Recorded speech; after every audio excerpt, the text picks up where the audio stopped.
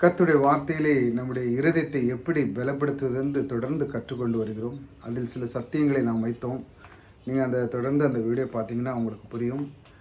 நம்முடைய வாழ்க்கையிலுடைய முக்கியமானது நம்முடைய நீதிமான் என்கிற அந்த உணர்வு. சில பேர் இந்த நீதிமான் என்கிற அந்த உணர்வை சொல்லவே மாட்டாங்க. பிள்ளைகள் நம்ம ஒரு பிள்ளைகளுக்கு பெயர் வச்சு அந்த பெயரை சொல்றதுக்கு நமக்கு அது கூச்சப்பட்டுனா நமக்கு எவ்வளோ அவமானம். அதே போல் தேவன் நமக்கு கொடுத்த அந்த ஈவானது இலவசமாய் கொடுத்திருக்கிறார். அந்த அந்த வார்த்தை நீதிமான் என்கிற வார்த்தை சொல்ல அவர்கள் மறுக்கிறார்கள். அதே போல் சில விசுவாசிகள் பாவம் செய்தாலும் இப்படித்தான். அவர்கள் அந்த பாவத்தை அறிக்கை செய்து தேவன் அதை சுத்திகரிக்கிறார் என்று சொல்லியிருக்கிறார். 1 யோவான் 1:9 தேவன் அந்த பாவத்தை எல்லாம் சுத்திகரித்து மீண்டும் அவர் புதுஷ்டி ஆக்கி உங்களை மீண்டும் அவரோடு ஐக்கியத்திலே கொண்டு வர அவர் ஆயத்தமாக இருக்கிறார். ஆனால் விசுவாசிகள் என்ன நினைக்கிறாங்க, அது எப்படிங்க, அது அவ்வளோ சுலபமாக எப்படி நீதிமானாக்க முடியும், அப்படி சில பேர் இருக்கிறாங்க. ஆனால் தேவன் சொல்லுகிறார், அவர் கிழக்குக்கும் மேற்குக்கும் எவ்வளோ தூரமோ அந்த அவ்வளோ தூரத்துக்கு அவர் பாவத்தை நினைக்காதவராக இருக்கிறார். அவர் நீ செய்கிற பாவத்தை நான் நினைப்பதே இல்லைப்பா, நீ தான் பாவின்னு சொல்லிகிட்டே இருக்கிறார். அது அந்த மாதிரி விசுவாசிகள் அந்த அந்த குணத்துக்குள்ளே வந்துட்டாங்க. அந்த குணங்கள் உள்ளே வரும்போது என்ன ஆகுதுன்னா, பாவ உணர்வுகள் உள்ளே வரும்பொழுது உங்களுடைய வாழ்க்கையில் வெற்றி சிறக்க முடியாது. நீங்கள் எந்த துறையில் இருந்தாலும் உங்களுடைய வாழ்க்கையில் அதை வெற்றி சிறக்க முடியாது. ஏன்னா தேவன் உங்களுக்கு ஈவாய் தந்திருக்கிறார். ஈவன்பது இலவசமாய். இலவசனாலே சிலவங்களுக்கு ரொம்ப கஷ்டமாக தான் இருக்கும். அது என்ன அப்படின்னு, அதில் ஒன்றும் பிரயோஜனம் இருக்காது அப்படின்னு, சும்மா சிம்பிளாக அதில் ஒன்றும் இருக்காதுன்னு. ஆனால் தேவன் கொடுத்த அந்த ஈவானது, அந்த இலவசமான அந்த அந்த சிலுவையின் மூலமாக கிடைத்த அந்த மரணத்தின் மூலமாக கிடைத்த அந்த அந்த அந்த ஈவு எப்படிப்பட்டது, விலையேறப்பட்டது. அதை நாம் எங்கு பணங்கள் கொடுத்து சேர்ந்தாலும் வாங்க முடியாது. அந்த மாதிரி ஒரு நமக்கு நீதிமான் என்கிற பட்டம் சிலுவையின் மூலமாக நமக்கு கிடைத்தது. தேவன் கூறுவது இல்லைங்க. நீங்கள் சில பேர்கள் ஜெபமே இப்படி தான், ஐயோ நான் பாவி, நான் அருகதற்றவன், எனக்கு ஒன்றுமே கிடையாது, நான் ஒரு தூசி குப்பை, இப்படிலாம் ஜெபிப்புறாங்க. நான் ஒன்று சொல்கிறேன், நீங்கள் எப்படிப்பட்ட ஜெபங்கள் எத்தனை மணி நேரம் ஜெபிச்சாலும் தான், வருஷம் பூரா ஜெபிச்சாலும் தான், உங்களுடைய இந்த ஜெபங்கள் பரலோகத்தில் ஏறெடுப்பதே இல்லை. பரலோகம் உங்கள் அந்த ஜெபத்தை காது கொடுத்து கேட்குறதே இல்லை. அங்கெல்லாம் அந்த ஜெபத்தும் அங்கே போகவே செய்யுது, அங்கே வால்யூமை குறைச்சிடுவாங்க. இந்த மாதிரி ஜெபங்கள் எப்படிப்பட்டதாக இருக்க வேண்டும். அந்த பரலோகம் அதை அந்த அந்த ஜெபத்தை அது அது நமக்குள்ளே கொண்டு வரவே விடாது. அந்த மாதிரி ஒரு ஜெபம் பண்ணிங்கன்னா அந்த பரலோகத்துக்குள்ளே உங்கள் ஜெபம் கேட்கவே படாது என்ற. ஆனால் நீதிமான் என்கிற அந்த அந்த உணர்வு உங்களுக்குள்ளே வரும்போது, பாவி என்னை சுத்திகரித்து, பாவியாக இருந்த என்னை சுத்திகரித்து நீதிமான ஆக்கினீரே, அதற்கு சோத்திரம். இப்படிலாம் இந்த வார்த்தைகளை உங்களுக்குள்ளே வரணும். இப்படிப்பட்ட வார்த்தைகள், என்னை நீதிமான ஆக்கின சோத்திரம், ஐஸ்வர்யவனாக தந்தவரை உமக்கு சோத்திரம், உம்முடைய காருண்யத்தினால் என்னை உயர்ந்தவனாக ஆக்கினீரே உமக்கு சோத்திரம். இப்படிப்பட்ட ஜெபம் தான் அங்கே பரலோகத்தில் ஏறெடுக்கப்படுது. சில பேர் என்ன தன்னைத்தானே அடித்து கொள்கிறார்கள். எப்படின்னா, அவர்கள் இவ்வளோ சுலபமாக எப்படிங்க கிடைக்கும் நீதிமான்கிறது, ஏதாட்டு முயற்சி பண்ணி ஏதாட்டு அடித்து வாங்கி அடிபட்டு மிதிப்பட்டு ரத்தம் சிந்தி ஏதாட்டு தீல மிச்சு ஏதாட்டு ஒன்று செய்யணும். அப்படின்னா தான் அவங்களுக்கு அந்த ஒரு தன்னை வருத்தி கொள்ளுறதுனால தான் அவங்களுக்கு ஒரு மனசில் ஒரு சாட்டிஸ்ஃபை, அதாவது சரி நான் பாவம் செஞ்சதுக்காக ஏதாவது ஒன்று தண்டனை கிடச்சி அப்படின்னு அவங்களே இது யோசிக்கிறாங்க. ஆனால் 1 யோவான் 1:9 எப்படி பாவத்தை அறிக்கை செய்தால் தேவன் முன்பாக பாவத்தை அறிக்கை சுத்திகரித்து மீண்டும் ஏற்றுக்கொள்கிறார். அது இப்படி இவ்வளோ சுலபமா அப்படின்னு அவங்க நினைக்கிறாங்க. நம்ம என்ன பண்ண முடியும்? சில குடும்பத்தில் ஒருவர் இப்படி இருக்கிறாங்க, சில பேர்கள் அப்படி கஷ்டத்தில் இருக்கிறாங்க, ஒன்றுமே பண்ண முடியாது. ஆனால் நம்ம 2 பேருமே நேசிக்க தான் செய்ய வேண்டியிருக்கும். என்ன பண்ண, சில பேர் அப்படி இருக்காங்க, சில பேர்கள் இப்படி இருக்கிறாங்க. ஆனால் தேவன் சரியாக அறிந்தவர், தாவீது சரியாக அறிந்து வைத்திருக்கிறார். அவர் சொல்கிறார், நீதிமான் என்கிறது விசுவாசத்தின் மூலமாக நான் பெற்றுக்கொண்டேன் என்று. அவர் அப்பவுமே பழைய ஏற்பாட்டிலே புரிஞ்சுக்கிட்டார். 10 கற்பனை கட்டளை கொடுத்தது, அது நிறைவேற்றவே முடியல. அவர் சொல்கிறார், பாவத்தை அவர் நினைக்காதனால் நான் நீதிமானாக்கி விட்டேன். அவர் நினைப்பது இல்லை. அப்படிங்கும்போது நான் நீதிமான் தானேங்க. பாவம் செஞ்சால் அவர் தேவனே நினைக்கிறதில்லை, அவர் படைத்தவரே நம்ம நினைக்கல. நம்ம பிள்ளைகள் இருக்குது, நம்ம பிள்ளைகள்கிட்ட அந்த ஒரு தவறு செய்து மீண்டும் அதை தினமும் குத்தி காட்டிகிட்டே இருந்தால் அது நல்லாவாக இருக்கும், இருக்காது. அதே போல் தேவன் அதெல்லாம் மறந்துட்டார். மறக்கும் பொழுது அவர் தன்னை பிள்ளையாக ஏற்றுக்கொண்டு அவர் நம்முடைய பாவத்தை சுத்திகரித்ததற்காக உமக்கு சோத்திரம், நான் உமக்கு பிள்ளையாக இருக்கிறேன், அதற்கு உமக்கு சோத்திரம். எனக்கும் எல்லா ஆயத்தமாக வைத்திருக்கிறீர் உமக்கு ஸ்தோத்திரம் அப்படின்னு. அதாவது தேவன் எல்லாமே ஆயத்தமாக வைத்திருக்கிறார். விசுவாசத்திற்கு 3 முக்கியமான காரியம் என்றால் தேவன் என்ன சொல்லுகிறார் என்று பார்க்க வேண்டும். தேவன் என்ன என்ன வைத்திருக்கிறார் என்று நாம் அறிந்து அதை பெற்றுக்கொள்ள வேண்டும். அதாவது எனக்கு எல்லாத்தையும் ஆயத்தம் பண்ணி இருக்கிறார்.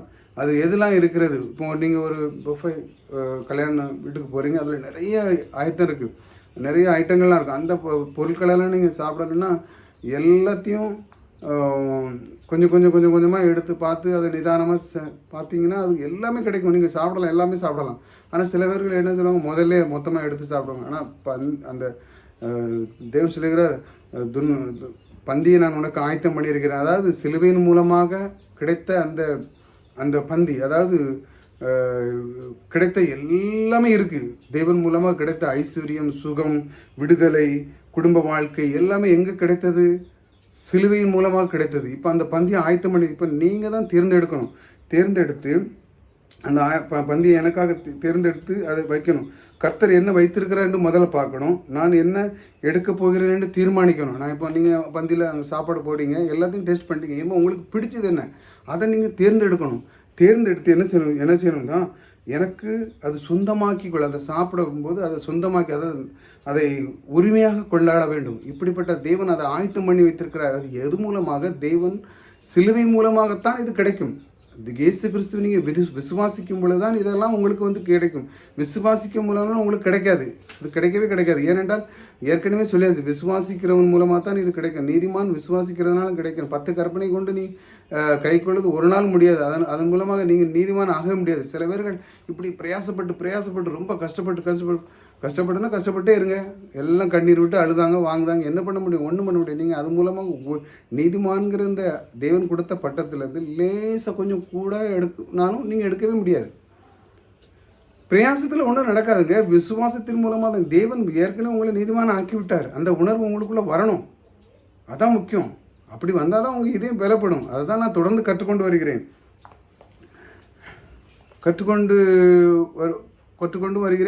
உங்களுக்கு சொல்லி கொடுத்து கொண்டு இருக்கிறேன். நீங்கள் கற்றுக்கொள்ள வேண்டும்.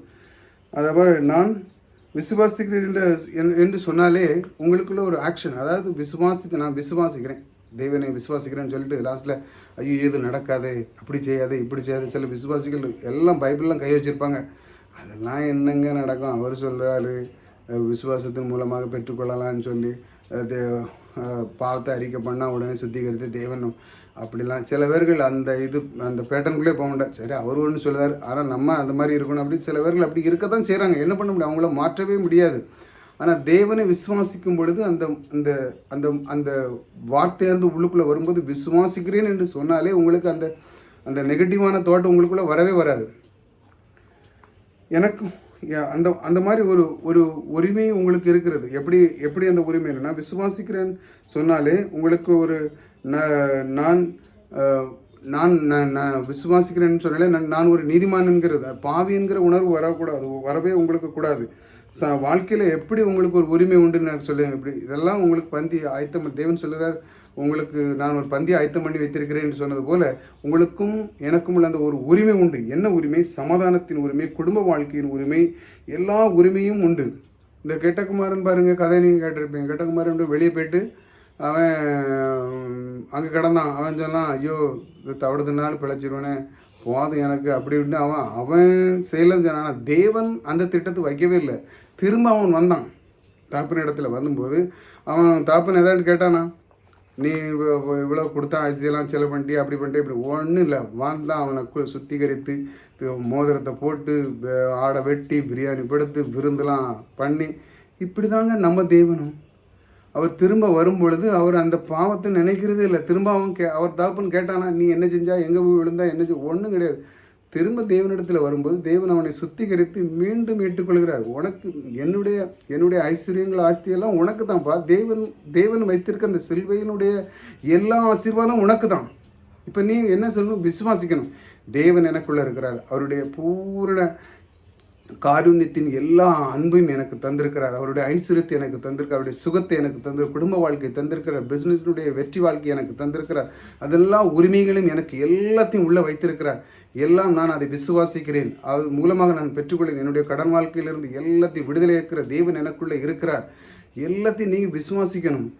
வாழ்க்கையிலே செல்வங்கள் குறைவில்லாமல் நான் கொடுக்கிறவனாக இருக்கிறேன், அதை அதை என்னை தருகிறவர் எனக்குள்ளே இருக்கிறார், இப்படிப்பட்ட உரிமை உள்ளவர், அந்த உரிமையை கொடுக்கிறவர் எனக்குள்ளே இருக்கிறார். இப்படி நீங்கள் விசுவாசிக்கும் பொழுதுதான் அது செயல்பட ஆரம்பிக்கும். நீங்கள் விசுவாசிக்கலைன்னா எப்படி செயல்பட நடக்கவே நடக்காது.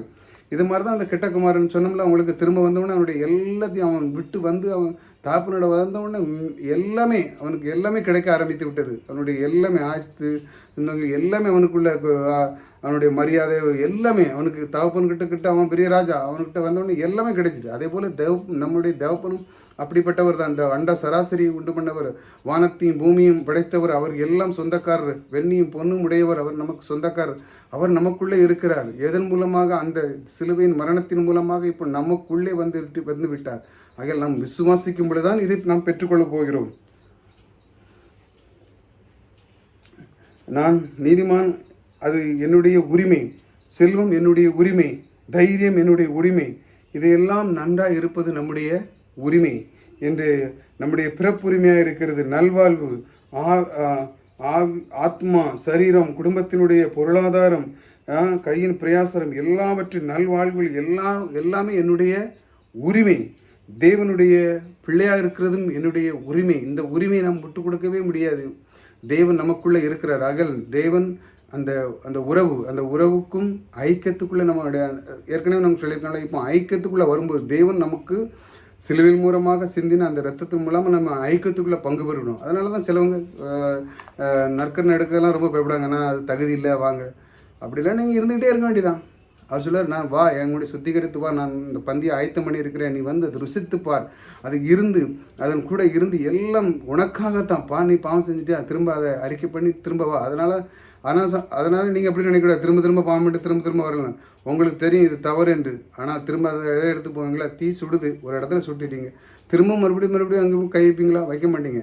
ஒரு தடவை அது நீங்கள் உங்களுக்கு தெரிஞ்சுன்னா தேவனுக்கு தவறு தான், தேவனை இதை மன்னித்துக் கொள்ளுங்கள். திரும்ப வரும்போது தேவன் அதை சுத்திகரித்து மீண்டும் உங்களை பரிசுத்தமாக ஆக்கி புது சிருஷ்டியாக்கி உங்களை மீண்டும் அவர் ஐக்கியத்திலே கொண்டு வந்து அவருடைய சிலுவையின் மூலமாக சிந்தின எல்லா ஐஸ்வர்யங்கள் உங்கள் மேல் தங்கி உங்களை பிரகாசமாக வைத்து இந்த உலகத்திலே உங்கள் மூலமாக அவருடைய மகிமை வெளிப்படுத்துவார். இப்படிப்பட்ட வார்த்தைகளை நீங்கள் தொடர்ந்து கேட்க வேண்டும்.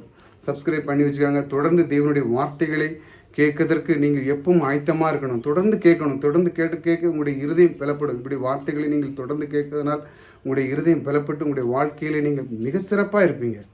அதான் முக்கியங்க. வாழ்க்கையில் மிக சிறப்பாக இருப்பதான் முக்கியம். எப்படி தேவனுடைய அவருடைய வார்த்தையின் மூலமாக அவருடைய சிந்தின இரத்தத்தை நீங்கள் அறிந்து அவர் எனக்காக ஏன் சிலுவையில் சிந்தினார். இந்த உலகத்தில் எல்லாம் அந்த சிலுவை பற்றி பேசுகிறாங்க. காரணம் என்ன? அந்த சிலுவையின் மூலமாக கிடைத்த ஐஸ்வர்யங்களை நீங்கள் பெற்றுக்கொள்ள வேண்டும் என்று தான். அதை தான் திரும்ப சொல்கிறாங்க. அது எதற்காக சிந்தது? உனக்காக சிந்தப்பட்டது. அப்படி நீங்கள் நினைத்து உங்களுடைய மனதை நீங்கள் எப்பொழுதும் உறுதியாக வைத்துக்கொள்ள வேண்டும். அவர் என்னை நீதிமானாக்கி விட்டார். அதுதான் ரொம்ப முக்கியம். என்னை அவர் நீதிமானாக்கிறார். அந்த உணர்வை நீங்கள் விட்டு விடாதீர்கள். தொடர்ந்து நாம் இதை கற்றுக்கொண்டு வருவோம். இந்த நீதிமான்கிற அந்த உணர்வுக்குள்ளே நாம் எப்பொழுதும் இருப்போம். கர்த்தர் உங்களோடு கூட இருக்கிறார். கர்த்தர் உங்களை ஆசீர்வதிப்பார்.